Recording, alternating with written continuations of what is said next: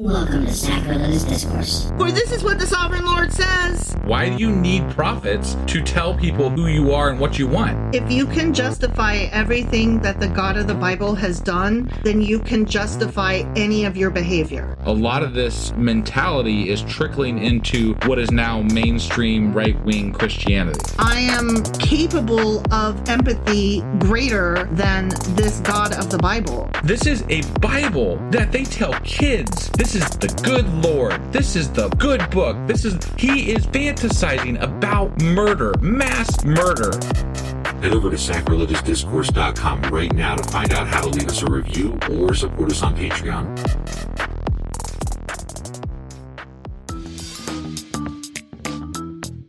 Hey there, sinners and saints. It's your favorite Bible-bashing duo from Sacrilegious Discourse, and we need your help. That's right, folks. We're raising funds for some heavenly equipment and a studio that doesn't sound like it's in the depths of hell. Our current setup, let's just say it's more apocalypse than audiophile. So if you want to hear us dissect the Bible without the background noise of demonic squirrels, chip in a few bucks. We're aiming for $5,000 to upgrade our audio and build a studio worthy of blasphemous banter. Donate today and help us spread the good word of atheism. You can find a link right on our homepage, sacrilegiousdiscourse.com. Every dollar counts. Even if it's from your collection plate. Husband. Wife. I have to say something. Do you? I have to apologize. Yeah, you do. I fucked us all up. Well, here's what happened. I babysit for my best friend. Yeah. And their baby got sick and gave it to me. Yeah. And so I had fever and headache and sniffles and sinus stuff, and it was horrible. And even just reading made my head hurt. So I just slept for a day and a half instead of being alive. Right. So So here we are. So I put our whole schedule for the weekend off. Yeah. So here it is, Sunday night, we're recording this, and sorry. Yeah. All right. Well, let's go ahead and get into it. Okay, sorry. All right. Sorry.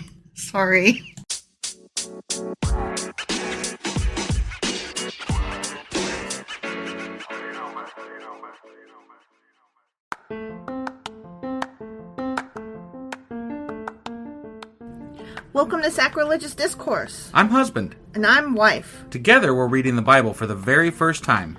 We grew up without religion and wanted to know what all the fuss was about. Well, what have we learned so far? That God is a dick, and apparently some people believe in talking donkeys. We're not trying to pass ourselves off as experts. Nope, we're just reading the Bible for the first time and giving our first take reaction. If you'd like to join us in this venture, you might consider starting at episode 1. Otherwise, jump in wherever you like. All right, let's go read the Bible. Yeah, let's get to it.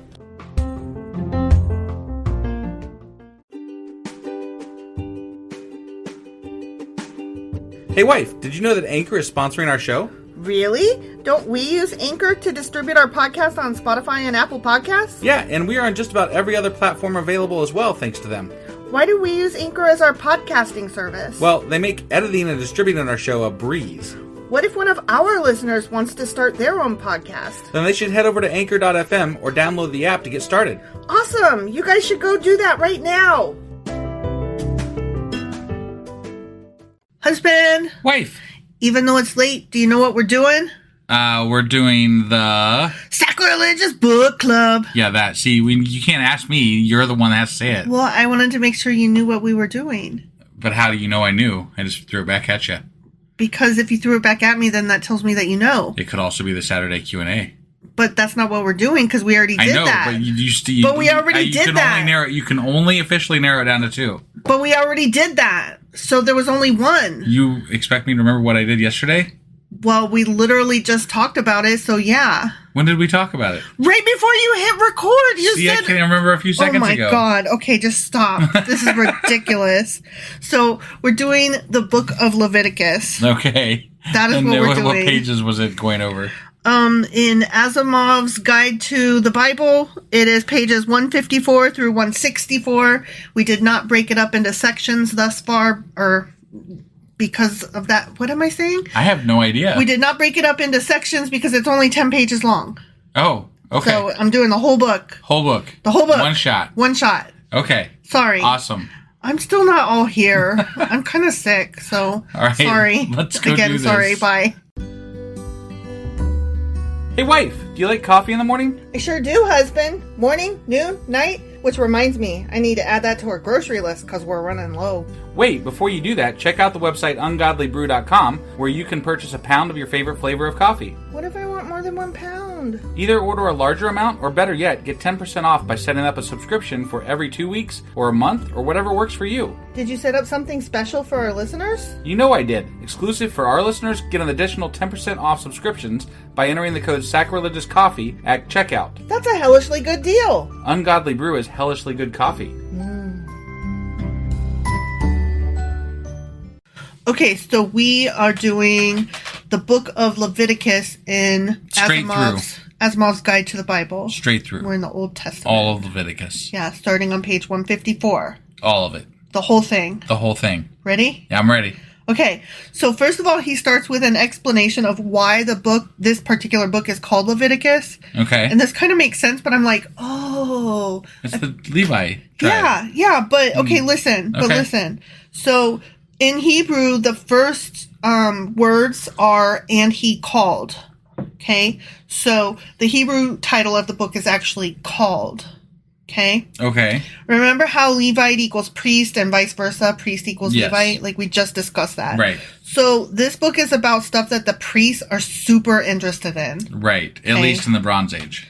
Right. I mean, back then, those priests were like super interested in it. Right. So it's also called the priest book or the Levitical book or Leviticus. Got it.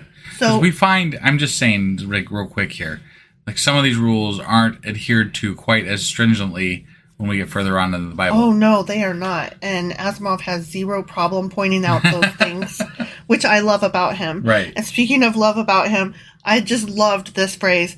Okay. He goes, the book is virtually one long section of the P document given over to ritualistic details so that it is easily the dullest book in the Bible to the casual reader. By far. By far. Easily the dullest book. Yes. That just killed me. I was like, yes. Indeed. So that was a really short section. Also on the same page, 154, he talks about the word leaven, which that has to do with unleavened bread or leavened bread. Yep. So, okay, he says, originally the flour used in making bread was simply baked into flat, hard cakes that had the virtue of remaining fit to eat for long periods of time. Okay, so it's like they had natural preservatives built in. Right. Okay. Dough left standing would pick up microorganisms and begin to ferment. And while yummy when fresh, it would not keep as well. Right. And quickly become dry and moldy. Sure. So then he says, to the Israelites, fermentation seemed a form of corruption. And however pleasant leavened bread might be to eat, there was still the stigma of corruption and impurity about it. I see. So bread to be offered on the altar to God must be pure and uncorrupt and must therefore be unleavened. That's a shame because leavened bread. Leavened bread is so num-num. So good. And it smells great. Okay. Next section is unclean on page... Unclean. on page 156. Yeah. Okay, he says, to us, clean and unclean tends to be a hygienic matter. Right. Something is unclean if it is dirty or has an offensive smell. Correct. Or is laden with dangerous bacteria. Correct. The biblical use of the term involves religious ritual. Right. Then further But on, also cleanliness. Right. It's true, but usually when they say it, they mean it in a religious sense, not a hygienic sense. Right. Or at the very least that there is some religious ritual to the hygiene. Right. So further on, he says, the basis on which animals are divided into clean and unclean is not known. Okay. So remember, like, they were telling us with cloven hooves and chew the cud and some yes and some no. So there's no, like, scientific reasoning behind that or anything. Nope. Just random-ish. And he said, I always assumed it was to enforce safety and hygiene in food preparation and consumption. Right. And it could be, but it could also be to differentiate them from surrounding cultures. Okay.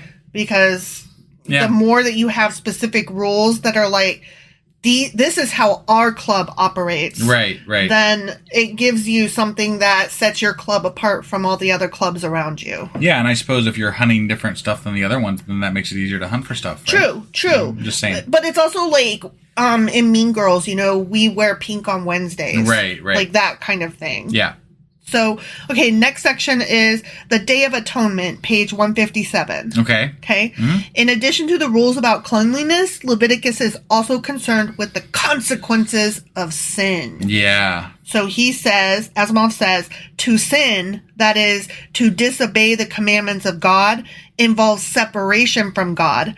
To cancel sin according to a prescribed ritual is to restore oneself to the presence of God, to make oneself more at one with God. The sinner must atone, therefore, or make atonement. Got it. So that's what the Day of Atonement was about. It was about getting rid of the sin and starting over. Reaching back out to God or whatever. Yeah, yeah. Putting yourself back into a starting place or whatever. That's why we haven't seen God. We have never atoned. Whatever. I don't plan to either. I'm only sorry for what I'm sorry for. Yeah. And I'm not going to be sorry for things that I don't think I need to be sorry for. I'm totally with you. Just, fuck off. That was funny. With your judgment. I wasn't judging you. Not you, like God. Fuck off with your judgment. Oh, okay. I will be the boss of what I am sorry about. Okay. That's all. Got it. Okay, the next section is Azazel on page 158. Okay. Mm-hmm. He says, and this is a quote from, I forget where it is, and I didn't write it down. That was dumb. It's from the Bible. Right. It's from Leviticus. Yeah. And Aaron shall cast lots upon the 2 goats. One lot for the Lord and the other lot for the scapegoat. Yeah. Okay. I remember that. So the priest drew lots, right? Right. One goat would be, quote, sacrificed to the Lord as atonement for the sins of the nation. The other would be led off into the wilderness. Oh, Zen. Bearing with it all those sins. Yeah. So that punishment might befall it rather than the nation of Israel and its people. Right. Okay. Yep. So the escaped goat, what was it called? A scapegoat. A scapegoat, which is any person or object who, himself innocent, suffers vicariously for the deeds of another. Yeah. And we still use that term to this day. Yeah. That goat got a raw deal. Right? So the Hebrew word translated into scapegoat is Azazel. Okay. Which, does that sound familiar at all? It does, but I don't know It's a devilly type word. That's what I thought, but I wasn't sure. So the way that I read that quote was, and Aaron shall cast lots upon the 2 goats, one lot for the Lord and the other lot for the scapegoat. But how it reads in older texts is, and Aaron shall cast lots upon the 2 goats, one lot for the Lord and the other lot for his Azazel. Got it. So it's almost like they were worshiping 2 gods, sort of? No. I mean, no. Ish. They were, maybe, kind of. Maybe kind of. But there's no other mention of the word Azazel in the Bible. Okay, all right. So, here is Asimov's suggestions. Maybe it's a demon dwelling in the wilderness. Sure. Okay, that they were like, here, get these sins away from us. You go out to that demon. Right. Or Azazel could be one of the fallen angels who would not accept that man was superior. Okay. Like, that's why Lucifer fell, right? Yeah. Or it could be the chief of those fallen angels who lusted after women, the act which brought on the flood. Do you remember that? Yes. Like the fallen angels, they were getting busy with human women. Yep.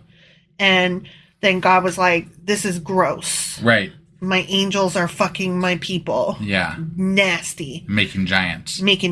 So he was like, flood that. Yeah. So Asimov is like, but here's some suggestions. Sure. So. Okay. The next section is Devils, page 159. Okay. Which I just find it so interesting that this is what we're talking about, given where we're at in our natural reading. Yeah. We're talking about some of this stuff. Right. You know? Right. Yeah. Okay. So Leviticus chapter 17, verse 7 says, and they shall no more offer their sacrifice unto devils. So The word devil comes from the Greek diabolos, which is funny because you know the game Diablo. I knew you were going to think of that, so I went ahead and did it for you. Right. And that word means slanderer.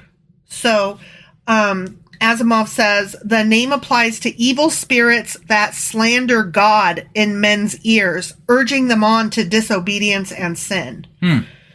Devils comes from the Hebrew serum, or wild goats. Oh. Okay, so Asimov has another couple things to say here. Yeah. Okay, and these kind of blew my mind. Okay. The Greeks visualized the woods to be full of nature spirits in the shape of men with the horns, tail, and hindquarters of goats, always in a state of sexual heat. They called them satyrs, and the word has entered the modern psychiatric vocabulary to represent men suffering from insatiable sexual desires. Huh. Then furthermore, he says, the popular conception of Satan today with his horns, tail, and cloven hoof shows that he is still pictured as a satyr. I see. And did you know that the word satyr is where the word satire comes from? I didn't know that. Isn't that interesting? Yeah. I love etymology. Yeah. Okay, so the next section is blood on page 160. Okay. And Asimov says, blood is considered to contain the principle of life, as is reasonable, seeing that long continued bleeding will kill a man who seems otherwise unharmed. Right. Life as a creation of God cannot be appropriated by man, and man cannot therefore eat blood. Got it. So that's why there's that whole commandment of don't fucking eat blood, guys. Right. It comes from because blood is the life thing, Yeah. the life force. Yeah. And even before Leviticus, God had told Noah not to consume blood. So it was like in there early on. It was like a old rule. Got it. Okay. Okay. Yeah. So the next section is familiar spirits on page 161. Do you have a familiar spirit? I do not. I do not either. So Leviticus chapter 19, verse 31 says, regard them not that have familiar spirits, neither seek after wizards. Okay? Now, wizard is a wise man, presumably one who knows how to bend supernatural forces to his will. Mm-hmm. The Bible does not say that such spirits do not exist, I or see. that wizards do not have the power to which they pretend. The objection rests on the fact that the rites practiced by wizards are idolatrous. And that's something that you and I have pointed out with regard to other gods. The Bible does not say that these other magics, these other gods, these other ghosts, these other things, the Bible doesn't say they don't exist. Right. It gives you rules on whether or not to recognize them or how to behave with them. Well, and just in the mere acceptance of these other weird ideas, right, is partly why it still seems so absurd. Like, Right, you know, right.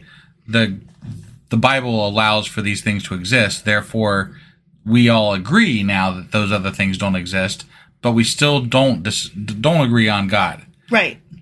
But they were all there in the Bible. Right. So exactly. It's all or nothing, guys. I know. It's all ridiculous or nothing is It's ridiculous. like if you believe that the Bible is God's word and you believe that God is real, then you also have to believe, as the Bible points out, that there are other gods. Right. And there are such things as magic and witches and people that can tell the future and all that kind of stuff. Mm-hmm.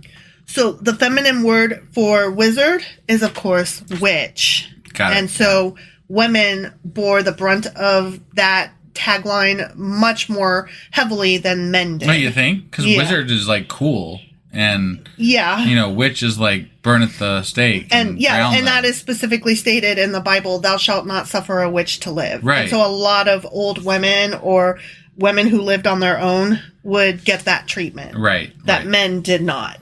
Yeah. So, Asimov says, ancient pagan practices endured undercover throughout the centuries of Christian Europe.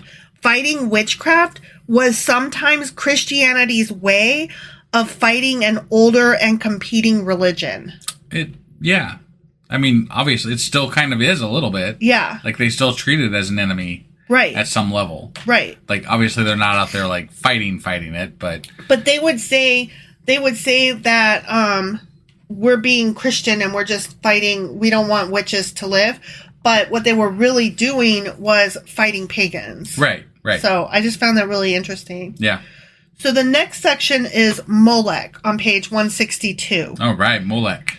Molech comes from the word Melech, M-E-L-E-C-H, okay. which means king. Okay? Yeah. The biblical writers excuse me, I'm so sorry. The biblical writers avoided referring to idols as kings or lords by instead calling them Bosheth, which means shame. Okay? Okay. So, you know how like they would not call God by his name and instead they had just those certain letters? Yeah. Okay? So that's what they would do with idols. They would call them something else instead of whatever the name of the god was or whatever. Sure.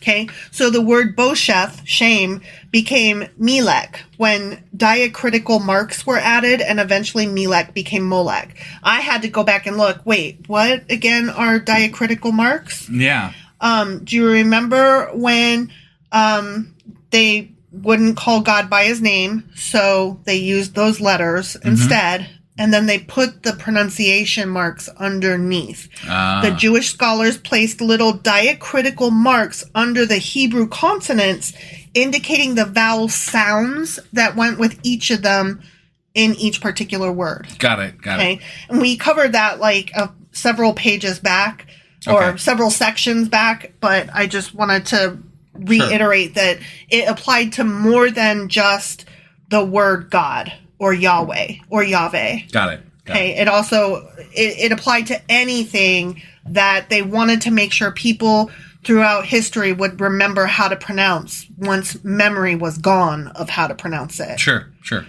Okay, so Asimov goes on to say the worship of Molech involved the sacrifice of children. Primitive men felt that the dearer and more loved the object sacrificed to a god, the more impressed the god would be, and the more apt to answer the prayer. Which that makes a little bit, like that lends a little bit more logic to why they would do that. Yeah. So they were saying that their children were their most precious thing, and they would give that up to God for help in times of dire It just need. seems like the favor would favor the sociopaths, you know? Right? The ones that don't give a fuck about anybody. Right? Well, and here's my thing. What kind of dire situation is going to be made better without supposedly the child who is your most precious possession? Right? Your child is somebody that you love more than anything in life. That's hypothetically, according, you know, I mean, yes, in our case, yes, but like, you know. But that's why they would be giving it up, right? Right. And so you're telling me that being without this child is still going to be better than whatever dire situation you're in that. I mean, it could make, so like the king sacrificed his son, right? Yeah. They were all going to die. Like they were all surrounded by the Israelites, right? Right.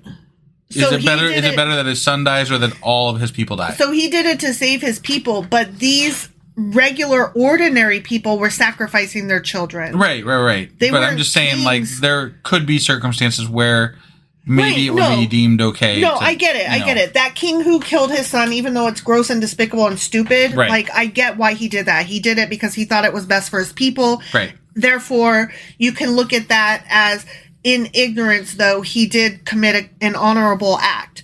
But in reality, it worked out. Right, that's true. I mean, according to the Bible. It's true. It did. You're right. But when we see an ordinary person do it, they're not... Right. No, they're an asshole. They're not doing it like...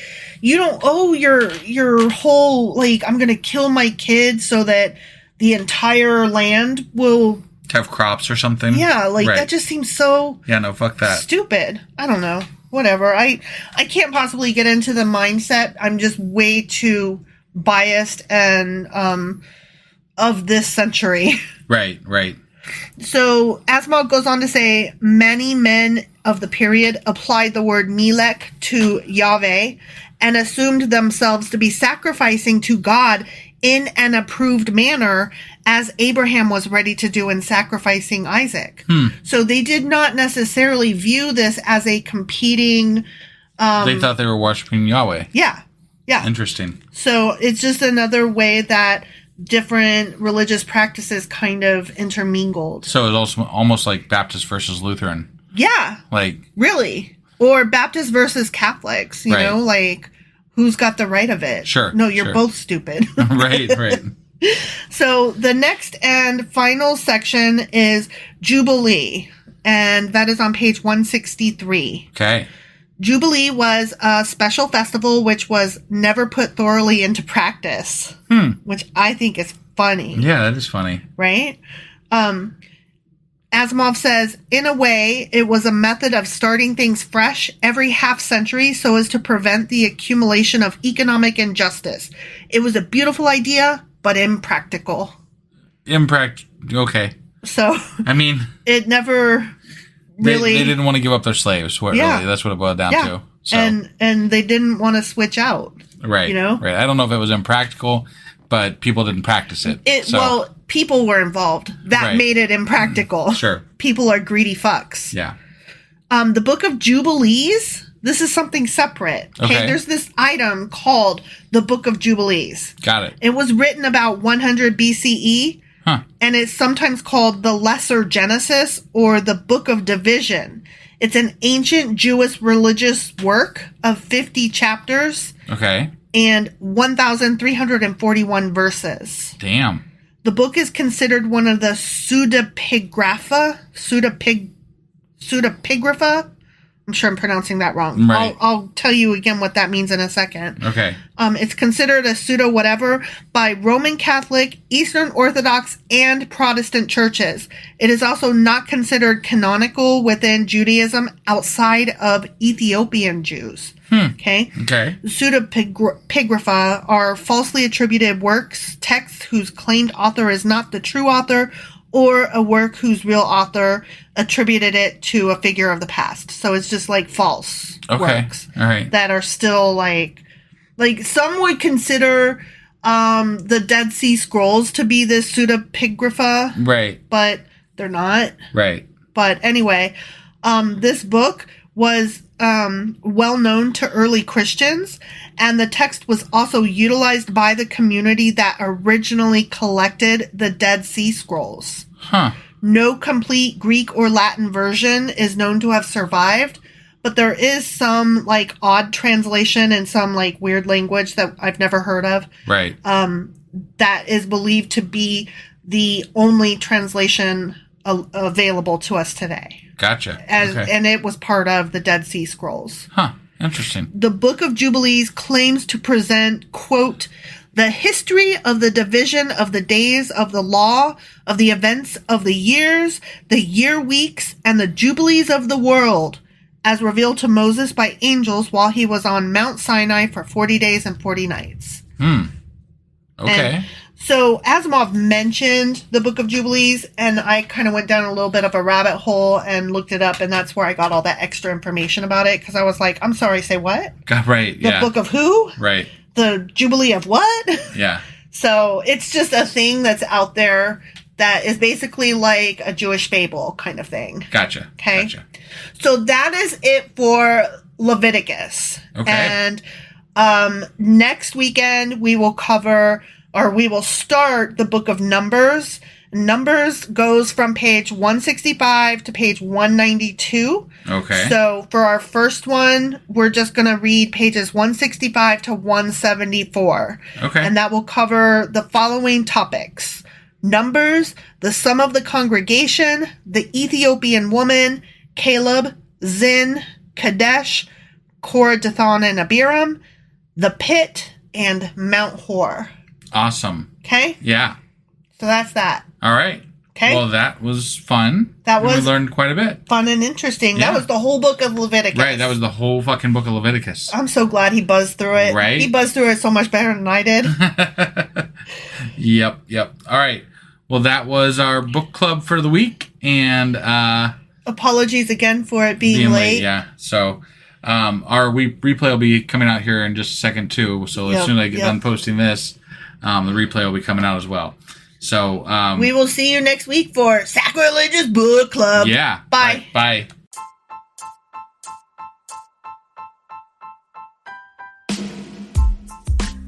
Hey, wife, I guess that's the end? But husband, that's just sad. It doesn't have to be. We are on lots of social media platforms like Twitter. Our handle there is sacrilegious_D. For D's nuts. Oh my God. Stop doing that. Anyway, we're also on Facebook, Instagram, and Pinterest. There's a link to all of our social media sites at our website. Ooh, we have a website? Yeah, it's sacrilegiousdiscourse.com, where you can also find a link to our merch shop. We have a merch shop? Yep, we have podcast-themed clothing, mugs, notebooks, and more, as well as an atheist and science-themed products. Wow, our fans should really go check that out right now. Definitely. They can get in touch with us by sending an email to sacrilegiousdiscourse@gmail.com. But before they do that, we could really use some help. Oh yeah? With what? Well, it's not free running the podcast, and we need some financial support in order to get better equipment, which will free up time so we can concentrate on our podcast and our fans. Okay, so what should they do?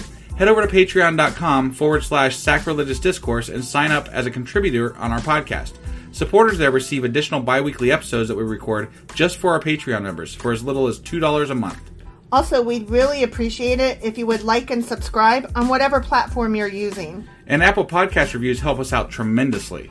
Like and subscribe. Leave an Apple review. Join us on Twitter. Support us on Patreon. That's a lot of instructions. Don't forget to say thanks. Thanks. Okay, bye.